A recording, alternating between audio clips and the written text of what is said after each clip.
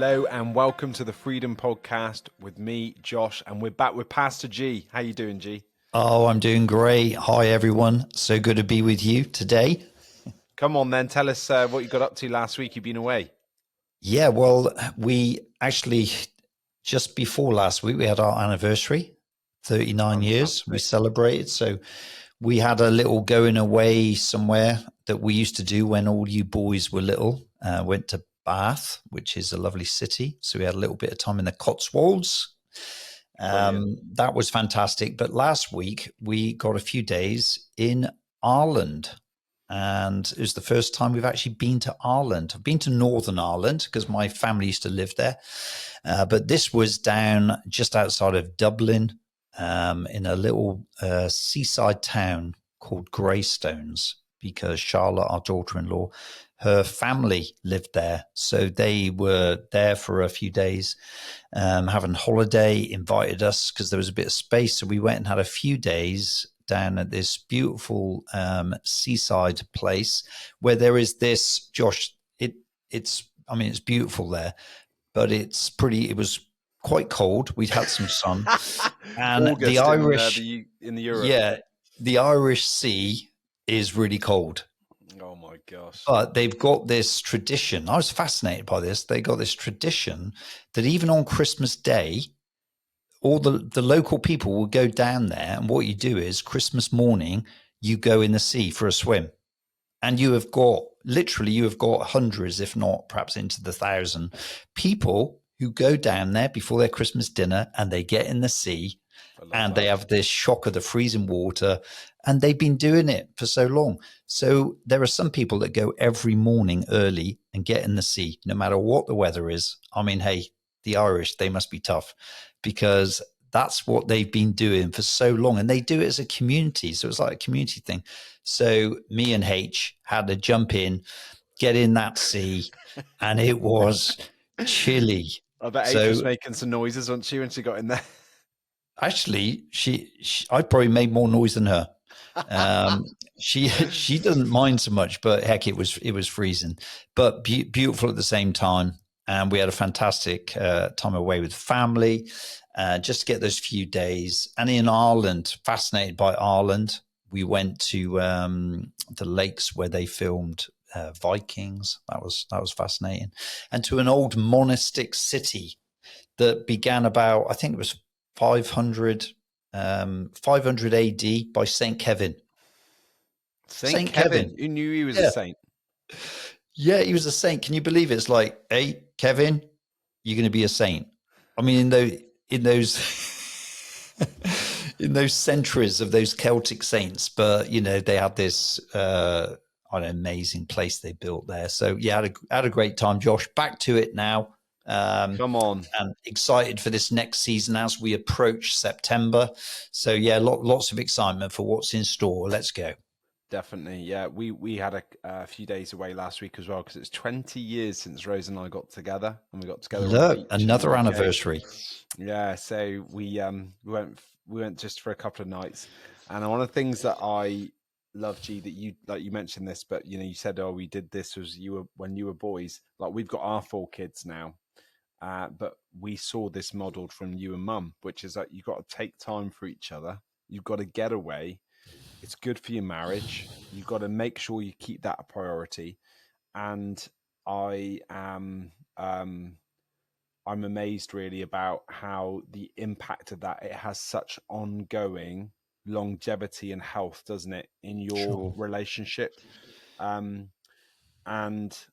I actually wondered, G, if we should talk about this today a bit more, because I think that there's something around protecting your marriage and your relationship.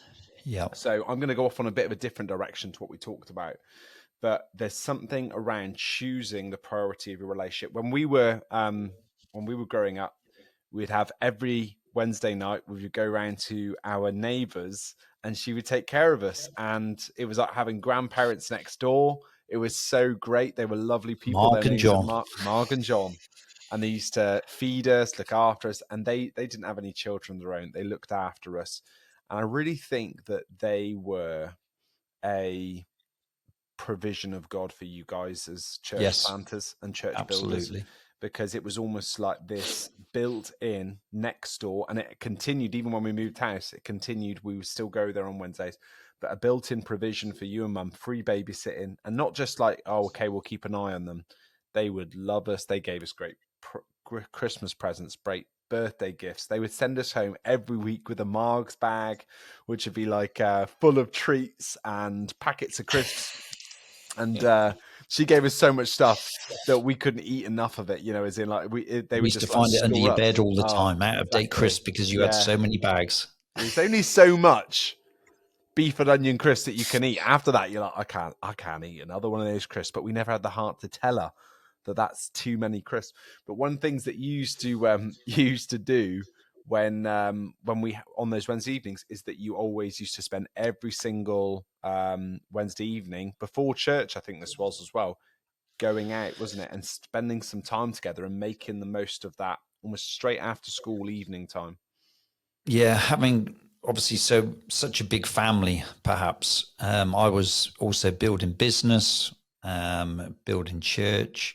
Then you can imagine, people say, how do you do that? It was a challenge, but one of the things I want to mention is intentionality. You have to look for an opportunity. And this amazing couple, they were adopted grandparents, because we didn't have a support system. We didn't have a family around us.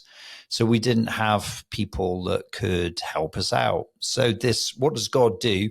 He places us next door to this incredible couple who aren't family. They don't know Jesus. But God says they're going to love your kids, and they're going to give you a breather. And it's just amazing how God did this for us. And it was always on a Wednesday night, because they were a couple of what do you call it? Routine. And you didn't like come earlier or stay later. It was like a certain amount of time. That's the way, very old fashioned. Yeah. But they were brilliant at sort of always being available, apart from their 1 week away at the seaside for their holiday. It was like they were always there. And so H and I obviously saw this as, do you know what? This is our one time to invest in each other, in communication, time together. We got to be intentional. We could have easily said, "Oh, I've got jobs to do at home. We got to go and see this person, or there's a church thing I got to do. I got to work late for work." But instead, what we did is we said, when the boys go, that is our time that we invest in our marriage, in our relationship, in communication. And nothing, basically, we won't let anything else come in and take over that. That's our priority. So having the priority and being intentional with how you execute that priority, what does it look like, was a key for us. And I think it was the valve on the pressure cooker. It was the Yeah, sort of, when seriously we good. needed the steam to come out, it was that time that I think just added so much quality to our lives, because God placed someone and these kind people were there, but also because we had to still make it a plan. And it was a big blessing for us. And you might be listening to this thinking, I don't have anyone like that, and we can't, make the time as easily. But I think that if you start asking God about it and just Yeah, believing that, like, if you get a heart for it, there's a way. God will make a way for you, and that He will bless you in that. That God wants to bless your relationship, and I just encourage you start getting a heart for it, because one of the things that strikes me, G, is that not enough couples have vision for this in their relationship. And I'm so grateful to you and mum for modeling this for our marriage, because we've then literally looked at what we saw and tried to implement it into our relationship. And we went away for 2 nights last week, and we went to a certain part of the coast that's basically the cheap part. It's actually got a reputation for being dirty, etc. But it's like that's what we could afford, and that's we right. went away. So I don't say that I was super grateful for the time, but we went there because we had this opportunity to get away for 2 nights, and it was so good. We just had such an amazing time, fun, peace, laughter. It was brilliant, and And I think that sometimes I speak to couples and it's not a priority to them. And I Yep. think that one of the things you show to us is that there is something around, I am going to keep choosing your mum continually. You boys, we are precious to us. We love you, but I chose her first, and I'm going to keep choosing her first. And there was something, even for us in our relationship, that I can tell when we've been away, there is a closeness, there is a Yep. connection. And I encourage every married couple listening to this that you should have at least, I would say, twice a year where you just take a night away, 2 nights away at the very minimum. And I know at different times of life you can get to do more, but it's so healthy for relationship. I just it's like a doctor, isn't it? Almost like saying, here's your prescription. I prescribe Absolutely. to you. Yeah. Just have Yeah. some time, just the two of you. Yeah. I think there's never an easy time as well. If, especially if your families, it's not like, oh, it's going to get better next year. That's not like the answer. Oh, when we do this, we're going to have more opportunity. If you don't make it a priority almost from the start, it's amazing how hard it is to actually then begin. It's like there's always like an excuse. There's always a reason. There's always busyness in our lives. You've just got to grab hold of it and say, do you know what? This is difficult, but we're going to make it a pattern. So, what you really start with is this revelation that we need time together. This is good for us, good for our marriage, and it's good for our children. And when you get that revelation, then you make it a priority. And when you make it priority, this is something we will make happen. So there's an agreement about it, and you make it happen. And getting a pattern for the priority is key. Because if it's Very just good. I indiscriminate love and that. it's very sort of, I don't know, as and when, Mm. I guarantee I hear this all the time, right? And this is from some of our guys who have been Christians or leaders for many years. And they'll say, do you know what? Oh, we haven't had a chance for 6 months to get like either a date night or time together. We all come out, it's been Not so right. busy. And it's like, oh, we've got 2 children. And I'm not demeaning that, but it's like, hey, we were doing this when we had 5 children and doing so many different things that were going on in our life. We made it a priority, see, early on. It became a pattern. And then we made sure that we found a way to sort of always make it work. And I want to encourage people that That's are brilliant. listening to almost like think about how can we make a pattern, because you need to get into the rhythm of this is what we do. You're not doing it because, oh, I don't know, we haven't seen each other for a long time. That's bad news. It needs to be ongoing investment. You want to build a great culture. I don't know, in your greenhouse where you grow your plants, you don't visit it every few weeks to just make sure we'll keep things going. It's constant investment to produce healthy fruit. That's part of the Yeah. process. And I think, as you said, Josh, picking up on the kids is massive. So many parents again think, oh, we got to do run around, like all the energy running around doing stuff for the kids, taking them to this, taking them to dance, to sport, to whatever we're doing, the school activities. And it's like, what have you invested in your marriage? Oh, well, we just do everything for the kids. And it's like, do you know what the best investment you could make for your kids is actually them seeing that mum and dad have taken time to be together. You don't know what security that brings. You don't know what standard that's putting into them for when they're married. So when I see you and Rose just doing that, Josh, and saying, do you know what, we're going to go away. And I'm sure you won't mind me saying, but you are in an extremely busy time. Like right now, there's so much going on, church wise, family wise, things in your life going on. Yep. It wasn't convenient to take 2 days. It was like, can we do this another time? But you said, no, this is Yeah. 20 years. That's right. We're gonna make this happen. And you made it happen because of the revelation, because it's a priority. And you got this pattern of saying, we will invest. And the kids would have seen that. Definitely. And yeah, you're right, G. It wasn't ideal. And I actually sprung it on Rose about a week before saying, hey, I think we're gonna do this. I think we should go for it. And Rose is, a person who likes routine. She likes to think about the structure and all the kind of different responsibilities we've got. But she also knows, and she Yeah. told me this, to lean into me where I'm saying we need to do this. She'll say, okay, let's do that. And she will trust and follow me within that. Yeah. And I just think Yeah. even for some husbands listening to this, take the lead on it, get Yeah. organized. Like we really struggled to find a place to go. I didn't book it till 10:30 the night before. I was laying in bed the night before. So I already had someone, my brother Sol and his wife Winter, Sol and Winter were here. They were going to be taking care of the kids, but we had nowhere to go. So I was like, right, sorting it out at the very last minute, but making it happen. And it's like, it doesn't have to be the most expensive place. It doesn't have to be the most extraordinary plan. We took some food, some books, um, and we just stayed at the place we were for 2 days. We didn't go to any restaurants. We didn't go to do anything else. We just kind of hung out with each other for a few days. It can be really simple, and I think what I love about what you were saying, G, is that about the pattern of priority.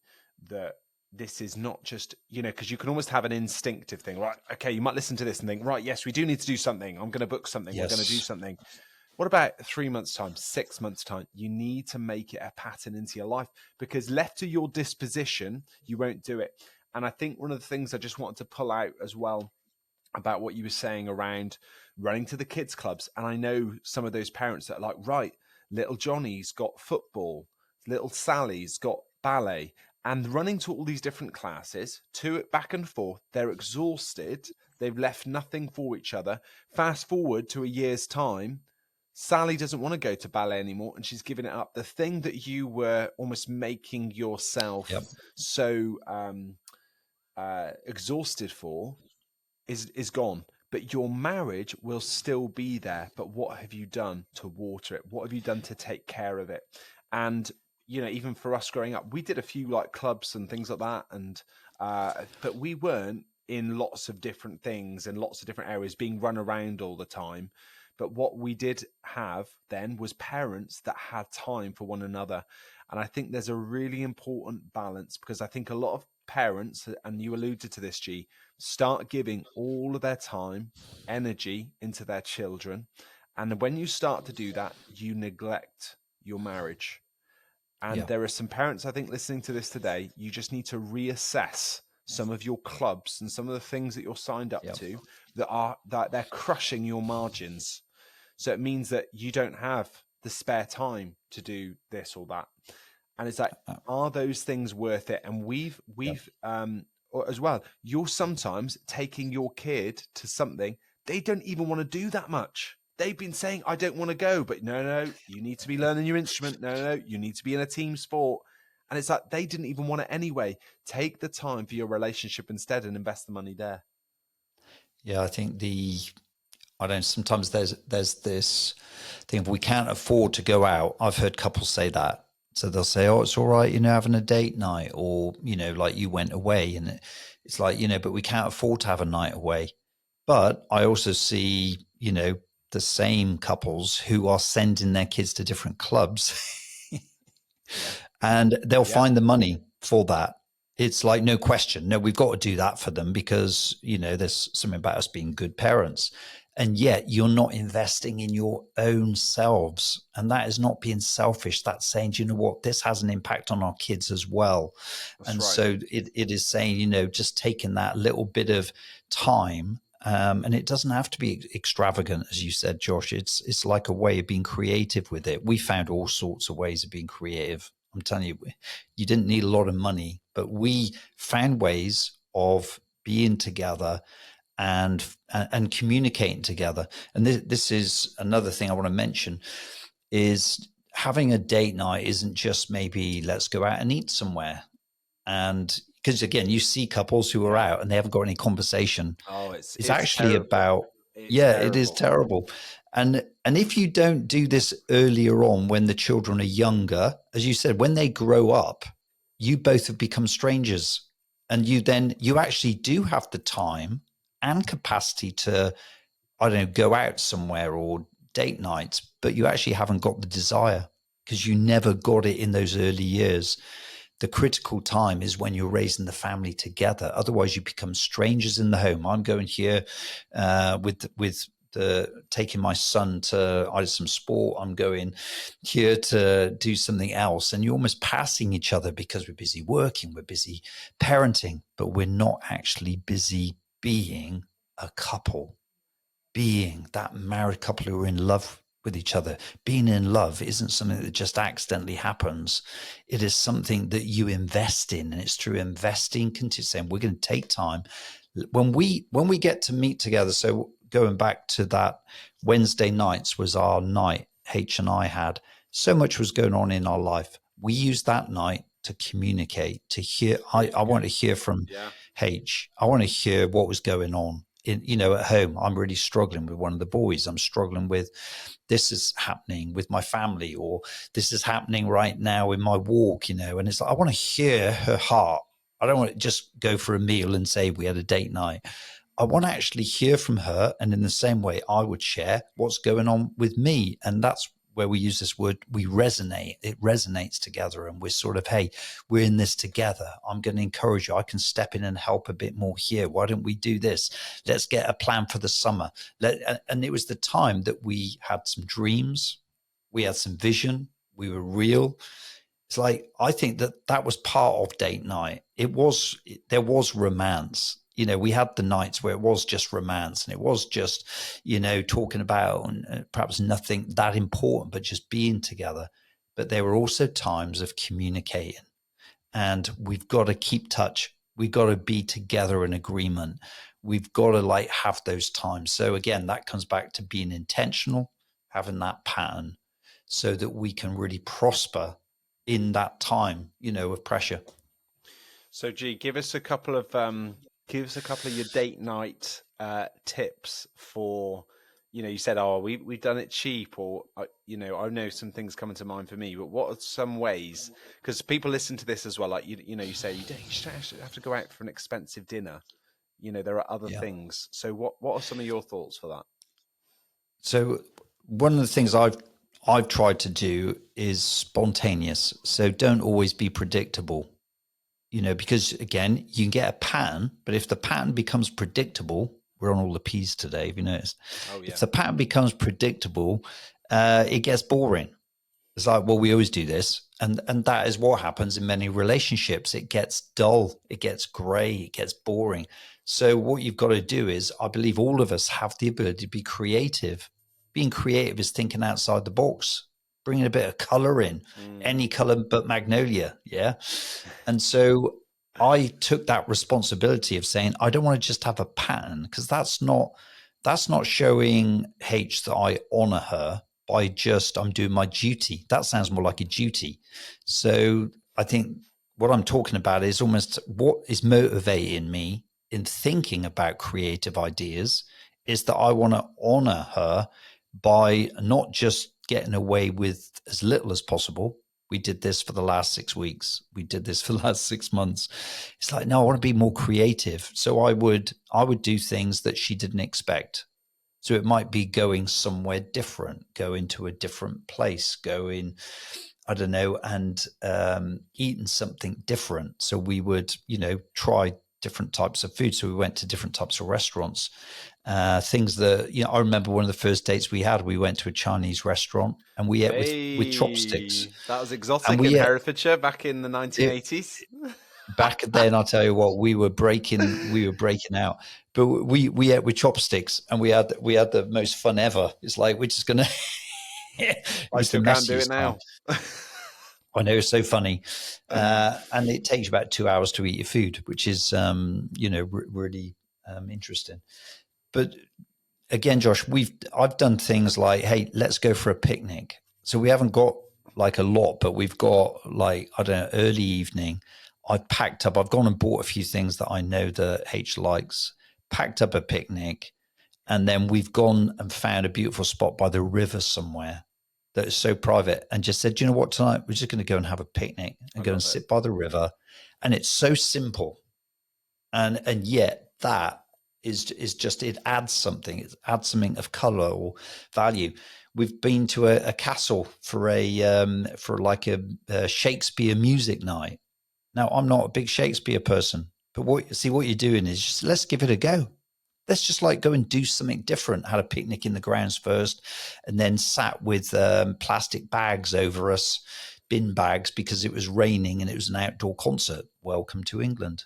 It was in the summer, and it's like, this is great fun. We're having a date night. And if you're looking at it thinking, oh, that wasn't that great, no, we were just together having an experience, like with some amazing music going on, and or just the atmosphere. It's like, how can we do this? Let's experiment by doing some things we haven't done. Let's do the picnic. Let's go and eat something different. Let's, like, we do a lot of walking, so let's go and just do some walking and just take a little drink and a snack with us. Come on. And like, just, it's the planning, rather than, Yeah. let's not be stereotypical. We've been in the middle of winter where it snowed, and we just thought, let's get up on a hill somewhere.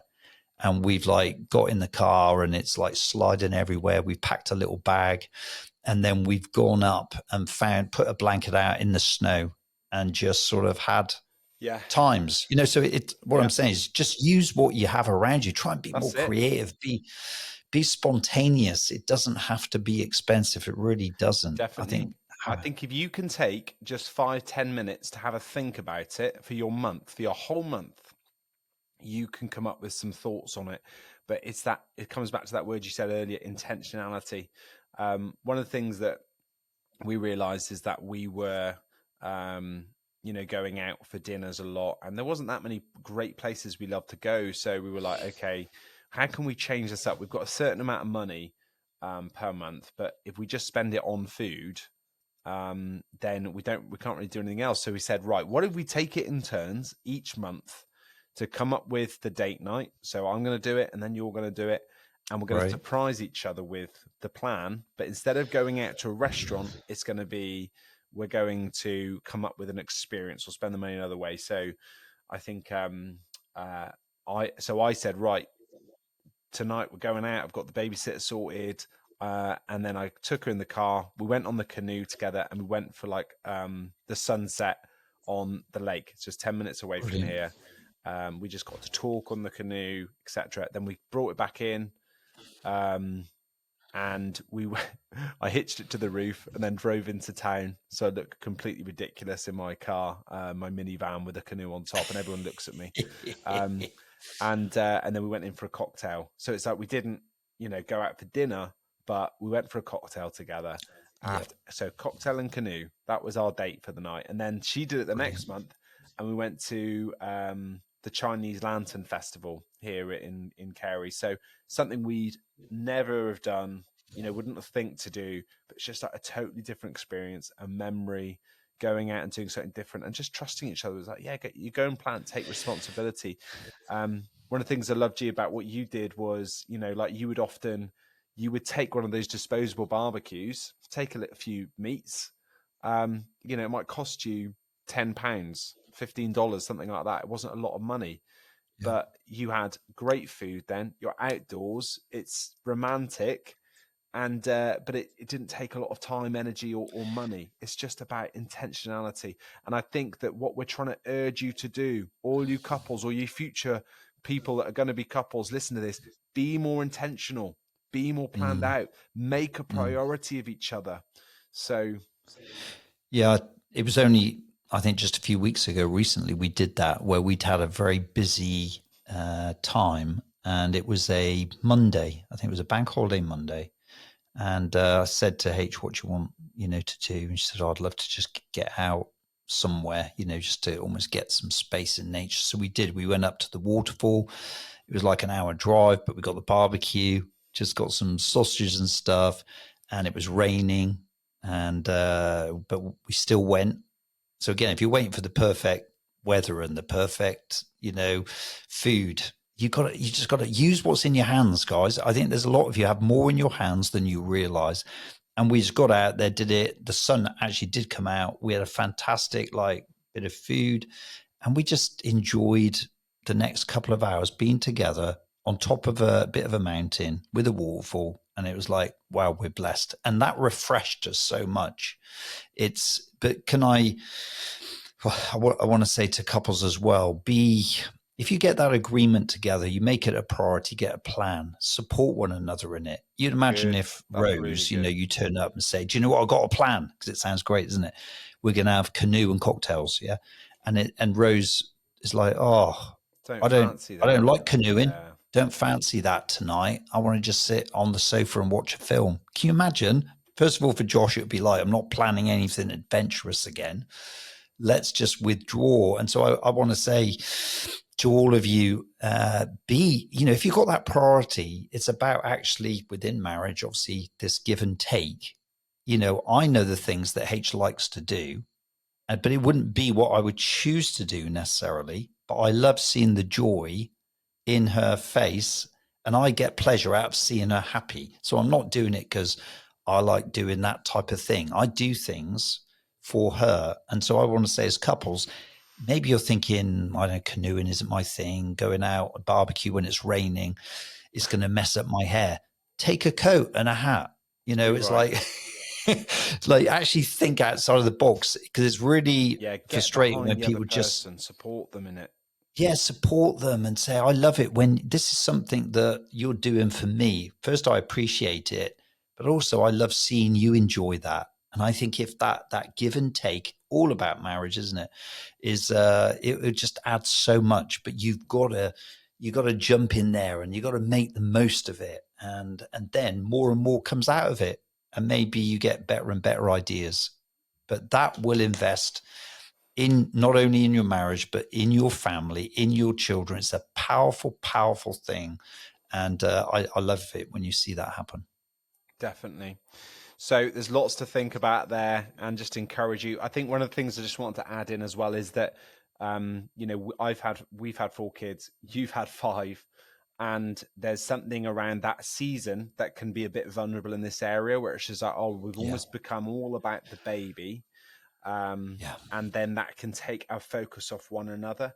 And I think that it's not that, right, 2 weeks later, you're out for a date night. There is often a season where you can't do things in the same way, but there are still options available to you to steal some time, just the two of you, or to just take the baby in the little in the car seat, or whatever it might be, and go out for that walk together, or to go for that coffee together.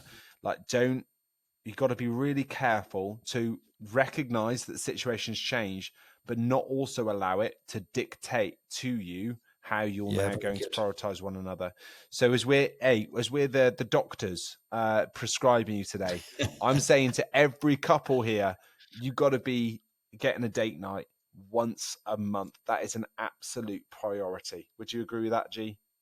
Absolute priority as well, Josh. We talk often about, in marriage, having holiness in our marriage, accountability in our marriage. We all want that. But if you're not investing, it's not just about let's be more spiritual and read the Bible together. Those things are good. But if you're not investing in something like this in your date nights, this is actually a safeguard. This is healthy. This is for the future, we're in a world where you see so much breakage. Marriage is breaking down, divorce, and people being tempted and getting bored and going off. I tell you what we're talking about is life giving. They're So principles important. that will see for your family. It's an incredible investment.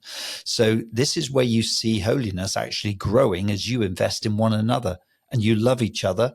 Yeah, like Christ loved the church. See, it's that type of thing. That's where you're going to see incredible marriages, amazing families, children growing in security as they Yeah. see their parents make a priority. And it talks about, in that Ephesians 5, it talks about love your wife as Christ loved the church, and that's like to lay his life down, to sacrifice. So maybe there's some things, guys, you might have to lay down, or Yeah, that's not my priority, I don't really like doing that. Sacrifice yourself, come if on. like Yeah, it's the very minimum that you can do. So that's the one thing, regular date night once a month. And the other, I would say, is a getaway at least once a year, preferably twice a year, where it's just the two of you. Absolute must. We often would say, right, my birthday present, that's what I said to Rose, so don't bother buying me anything. Let's just put the money into just getting away for a night together. That's more yeah, important to me than any gift. So yeah. I hope this has been helpful to you. Hope it spurs you on. Maybe you need to play this on the background really subtly in front of your spouse. Give them some hints. We're cheering you on. No, we are. And we're so passionate about this because we know the difference it Yeah. can make to marriages. And it's been, and we're a come on. testimony of it. You know, you've been married, Yeah. it was 39 years this year, G. For me, it's been, we're just coming up to 17. Can't tell you enough how important these principles are. So grateful you've joined us. We'll be back next week for another episode. Thank you, G. Thank you. Bye.